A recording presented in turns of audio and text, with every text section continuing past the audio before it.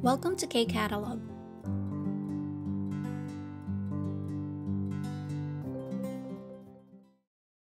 KIIP Level 3 Unit 8 Textbook, page 98. Start tayo with Ohui Vocabulary. Number 1, questions. 무슨 양념이에요? 양념, it means seasoning, pampalasa. So, anong mga pampalasa daw yung nandyan sa mga pictures na binigay, no? 맛이 어때요? How's the taste? So, ano yung lasa ng mga yan? So, unahin muna natin yung English term nila, no? Or Tagalog term. 고추장. So, 고추장 is chili pepper paste. Chili pepper paste. And then, 간장, soy sauce, or yung ating toyo. 된장, soybean paste. So, yung ganjang, gawa siya sa soybean. Okay? Sa soy.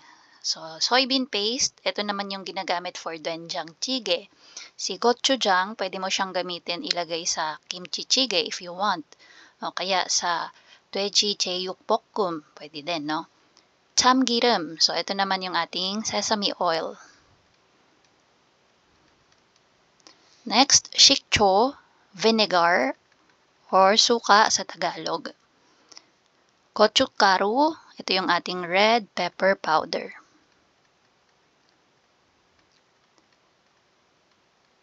Okay, ito naman yung sesame.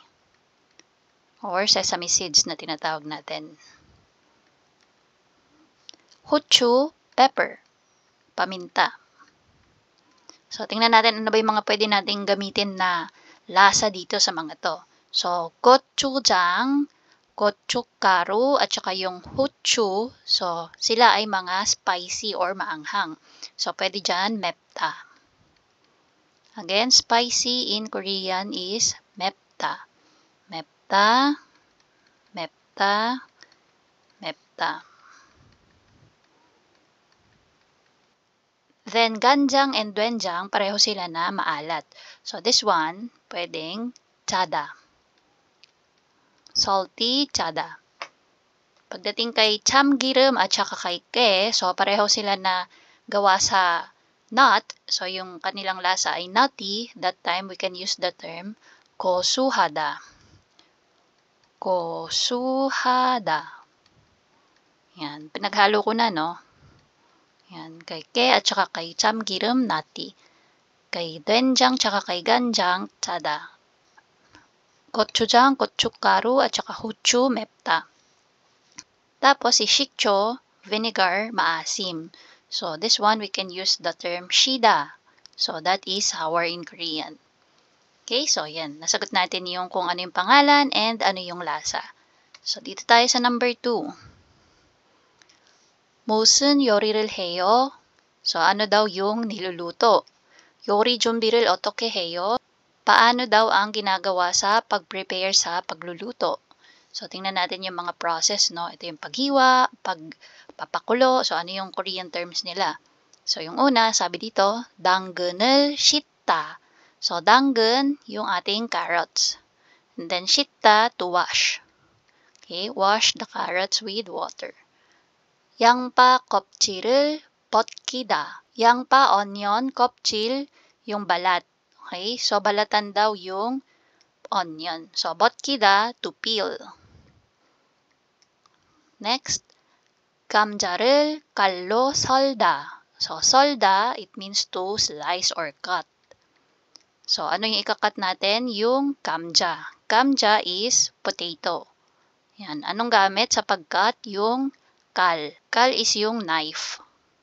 So, sabi, ikat daw yung potatoes with knife. 마늘을 다지다. So, 다지다, ito naman is to mince. Ang ma늘, garlic. Okay? So, sulat ko dito yung ano, no? Para hindi tayo malito. Again, 당근, carrot. 양파, 껍질. So, 양파 is onion. And then, 감자, potato. 마늘, garlic. 물을 끓이다. So, 끓이다, to boil. Ano yung papakuluan? Yung water.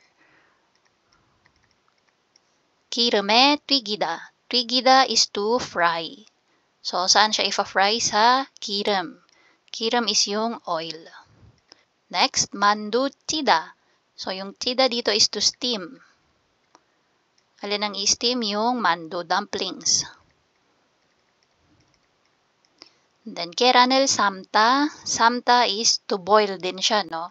So, dito sa water, ang gamit niya na boil is kurida. Pero pag kay keran, so yung keran is yung ating egg. So, kapag ang ibo-boil mo is yung itlog or yung egg, ang gagamitin mo na word is samta. So, pwede mong isipin na partner yan, no? If ma-remember nyo yung sa mga damit, di ba? Meron din silang mga specific na word. Hindi lang siya basta to wear or to put. Pag sapatos, shinta. So, dito sa food, meron din silang ganon. May mga partner or specific word sila. Next one, bubble, bokta. Bokta is to mix. Okay? Alin ang imimix mo? Yung ating bap, yung rice. So, dito, ito yung stir fry. Stir fry yung rice. Or yung tinatawag nga nating mixed rice, di ba? Then, we have namurul muchida. So, yung muchida dito, ibig sabihin po niyan is to season. Okay, lalagyan mo ng lasa. Alin? Yung namul. Ano naman yung namul? Ito yung mga vegetables nila, no? Yung mga leafy vegetables nila.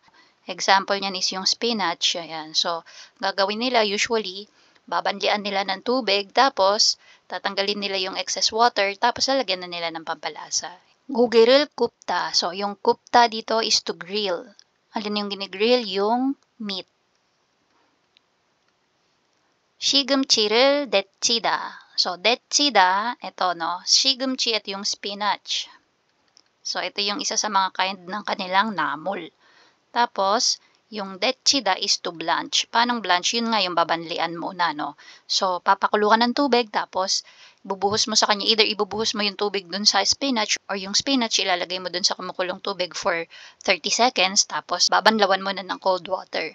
So, yun yung blanch.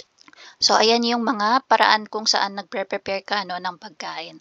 Ito yung iba't ibang klase ng words na pwedeng gamitin. And again, per food, so, depende dun sa pagkain na ihahanda mo. May mga specific sila na word, katulad na nga lang itong sa boil. So, hindi lang siya palaging kurida. Pwedeng samta, pwedeng kurida. And again, depende yon kung ano yung pakukulaan mo. Kapag water, kurida. Kapag egg, samta. So, usually, yung kurida sa mga tubig yan, no, liquid or sa soup, ayan, kurida yung ginagamit. Kapag naman yung mga solid, katulad ng egg, ayan, samta. So, ito yung mga words na magagamit natin sa Level 3 Unit 8 about sa food and preparation nito and yung mga lasa or seasoning. And that's it. If you find this video helpful, please hit the like, share, and subscribe button. So I still hope to see you in the upcoming videos, and again, thanks for watching.